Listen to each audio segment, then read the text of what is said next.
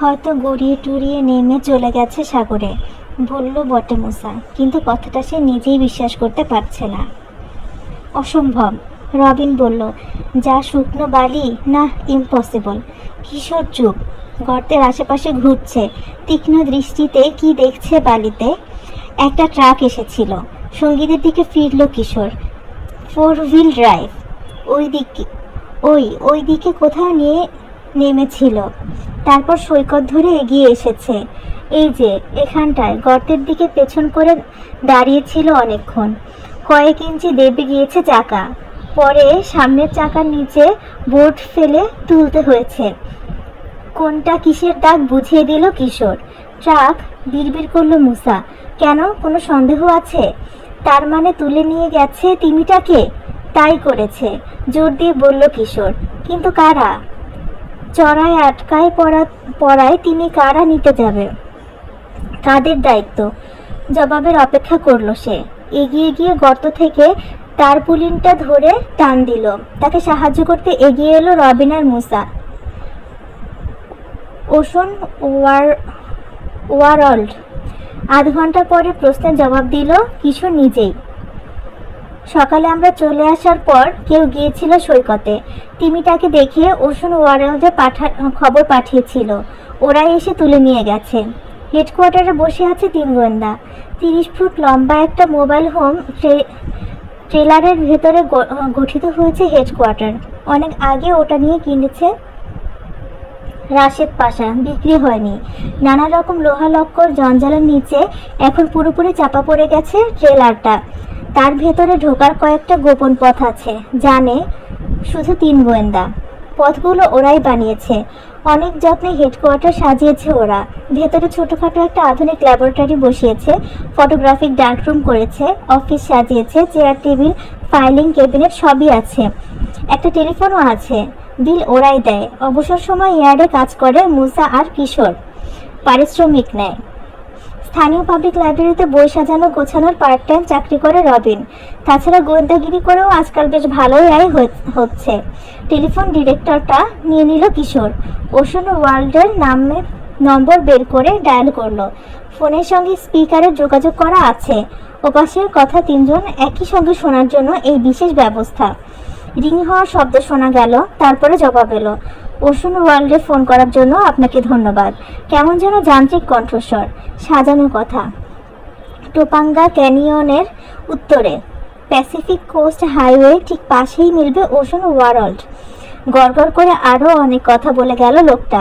টিকিটের দাম কত, দেখার কি কি আছে, কোন দিন কটা থেকে কটা পর্যন্ত খোলা থাকে ইত্যাদি বলল। ওশন ওয়ার্ল্ড রোজই খোলা থাকে, সকাল 10টা থেকে বিকাল 6টা পর্যন্ত, সোমবার ছাড়া। রিসিভার নামিয়ে রাখলো কিশোর। এটাই জানতে চেয়েছিল। হায় হায় রে, কপাল চাপড়ালো মুসা। বদনসিব একেই বলে। হপ্তার যে দিনটায় বন্ধ সেদিনই ফোন করলাম আমরা। আনমনে মাথা ঝাঁকালো কিশোর। ভাবছে কি যেন, নিজের ঠোঁটে চিমটি কাটা শুরু হয়েছে। তো এখন কি করব, জিজ্ঞেস করলো রবিন। আগামীকাল আবার ফোন করব। ফোন করে আর কি হবে, বলল কিশোর। যা জানার তো জেনেছি, মাত্র কয়েক মাইল এখান থেকে সাইকেলেই যাওয়া যাবে। কাল একবারে নিজেরাই গিয়ে দেখে আসি না কেন? পরদিন সকাল 10টায় ওশন ওয়ার্ল্ডের বাইরে সাইকেল স্ট্যান্ডে সাইকেল রেখে টিকিট কেটে ভিতরে ঢুকলো 3 গোয়েন্দা। খানিকক্ষণ ঘুরে বেড়ালো বিশাল অ্যাকোয়ারিয়ামের আশেপাশে। কৃত্রিম ল্যাগুনে সি লায়নের খেলা দেখলো, তীরে পেঙ্গুইনের ফুটোপুটি দেখলো। তারপর চললো অফিস বিল্ডিংয়ের দিকে। একটা দরজার ওপারে সাদা কালিতে ইংরেজিতে লেখা রয়েছে অ্যাডমিনিস্ট্রেশন। দরজায় টোকা দিল কিশোর। মোলায়েম মেইলি কণ্ঠে সাড়া এলো ভিতর থেকে, কাম ইন। অফিসে ঢুকলো 3 গোয়েন্দা। ডেস্কের ওপাশে দাঁড়িয়ে রয়েছে এক তরুণী, পরনে 2 পিস সুইমস্যুট। সাঁতার কাটতে যাচ্ছিল বোধহয়। গায়ের চামড়া রোদে পোড়া, গাঢ় বাদামি, ছোট করে কাটা চুল, কোমর রেড ইন্ডিয়ানদের মতো। মুসার চেয়েও লম্বা, চওড়া কাঁধ, অস্বাভাবিক সরু কোমর। কেন যেন মাছের কথা মনে করিয়ে দেয়।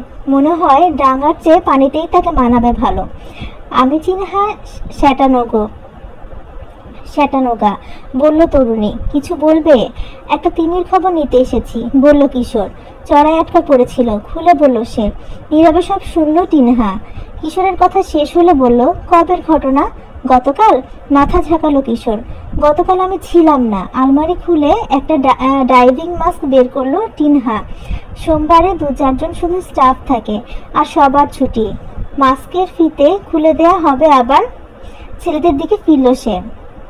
কিন্তু গতকাল কোনো তিমি আনা হলে আমি আজ আসার সঙ্গে সঙ্গে জানানো হতো আমাকে। আনা হয়নি। হতাশ শোনালো রবিনের কণ্ঠ। মাথা নাড়ল টিনহা। মাছটি দেখতে দেখতে বলল, না আনলে জানানো হতোই। সরি, কিছু করতে পারলাম না তোমাদের জন্য। না না, দুঃখ পাওয়ার কি আছে? তাড়াহুড়ো করে বলল মুসা। আমি দুঃখিত। আবার বলল টিনহা। আমাকে এখন যেতে হচ্ছে, একটা শো আছে। যদি তিমিটা সম্পর্কে কিছু জানতে পারেন। 3 গোয়েন্দার একটা কার্ড বের করে দিল কিশোর। আমাদের জানালে খুব খুশি হব। কার্ডটি নিয়ে টেবিলে রেখে দিল টিনহা। একবার চোখ বুলিয়েও দেখল না। ঘুরে শাড়ি দিয়ে দরজার দিকে এগোলো ছেলেরা। দরজা খোলার জন্য সবে বাহাত বাড়িয়েছিল মুসা। পেছন থেকে ডেকে বলল টিনহা, তিমির জন্য সত্যিই কষ্ট হচ্ছে তোমাদের, না? সাধারণ একটা পাইলট কিংবা গ্রে। হ্যাঁ হচ্ছে, বাধা দিয়ে বলল রবিন। কারণ ওটাকে বাঁচাতে অনেক কষ্ট করেছি। চিন্তা করো না, হাসলো টিনহা। ভালোই আছে ওটা। কেউ ওটাকে নিশ্চয়ই উদ্ধার করে নিয়ে গেছে। বলেই আরেক দিকে তাকালো সে। স্ট্যান্ড থেকে সাইকেল নিয়ে ঠেলে এগোলো কিশোর। চললো না, নিশ্চয়ই কোনো উদ্দেশ্য আছে।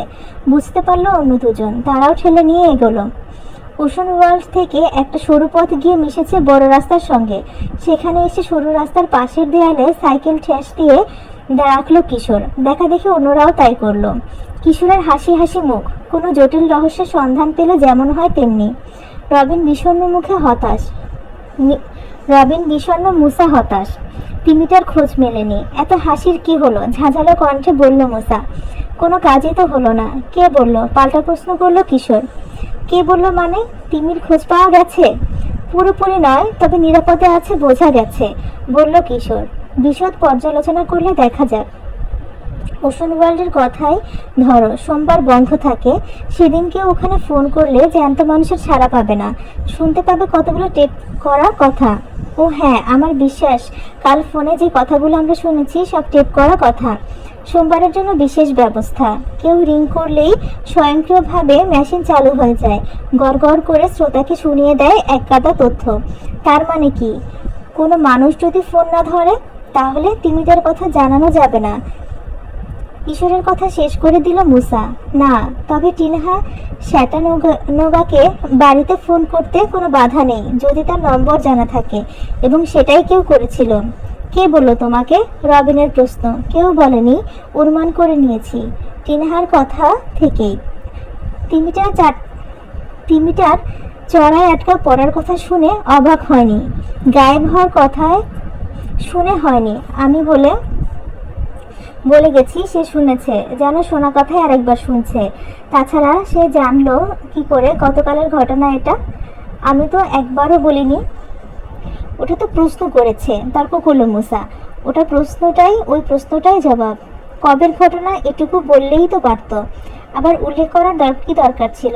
আসলে কথাটা ঘুরছিল, তার মানে ফলে বলে ফেলেছে। তারপর আরও একটা ব্যাপার, প্রথমে স্বীকারই করতে চায়নি তিমিটার কথা। গতকাল অফিসে আসেনি বলে এড়িয়ে যাওয়ার চেষ্টা করেছে। শেষে রবিনের উৎকণ্ঠা থেকে বলেই ফেলেছে নিরাপদে আছে।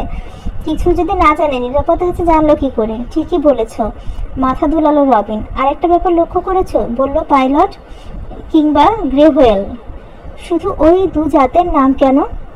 আরও তো অনেক জাতের তিমি আছে। তাছাড়া পাইলটের নামই বা প্রথমে কেন? তুমি জানো ওটা পাইলট? ভ্রু কুচকালো মুসা। জানি, বলল রবিন। গতকাল বুঝতে পেরেছি, বলার সুযোগ পাইনি, তারপর আর মনে ছিল না। ও, পাইলটের আর গ্রের তফাৎটা কি? গ্রের ফোয়ারার ছিদ্র থাকে 2টো, নাকের ফুটোর মতো পাশাপাশি। পাইলটের থাকে 1টি, আরেকটা আকারেও পাইলটের চেয়ে অনেক বড় হয় গ্রে। কাল যেটাকে বাঁচিয়েছি আমরা, ওটা শিশু না, যুবক। পাইলট বলেই এত ছোট। রবিনের জ্ঞানের বহর দেখে অবাক হয়ে কিছু বলতে যাচ্ছিল মুসা, তার আগে কিশোর বলল, তা যা বলেছিলাম। তিমিটার কথা ভালো মতোই জানে টিনহা, কিন্তু বুঝতে পারছে না ওশন ওয়ার্ল্ডের একজন ট্রেনারের সাধারণ একটা তিমি হাইজ্যাক করতে যাবে কেন? গাড়ির হর্নের তীক্ষ্ণ শব্দে বাধা পড়ল কথায়। ওশনওয়াল থেকে বেরিয়ে তীব্র গতিতে ছুটে এলো একটা সাদা পিকআপ। বড় রাস্তায় উঠে মোড় নিয়ে চলে গেল দ্রুত। চালাচ্ছে টিনহা শ্যাটানুগো। খুব দ্রুত ঘটতে শুরু করেছে ঘটনা, বিড়বিড় করলো কিশোর। মানে বুঝতে পারছে না মোঝা। কয়েক মিনিট আগে কি বলছিল আমাদেরকে? ভ্রু নাচালো কিশোর। একটা জরুরি শো দেখাতে যাচ্ছে। শো হলো তো অ্যাকোয়ারিয়ামের ভেতর হবে, বাইরে না। আর এত তাড়াহুড়া কেন? শো দেখাতেই তৈরি হচ্ছিল। মুসার কথায় বিশেষ কান দিল না কিশোর। কিন্তু বাদ সেধেছে আমরা, হয়তো কোনোভাবে চমকে দিয়েছি, তাই শো অফ রেখে আরো জরুরি কোনো কাজ করতে চলে গেছে।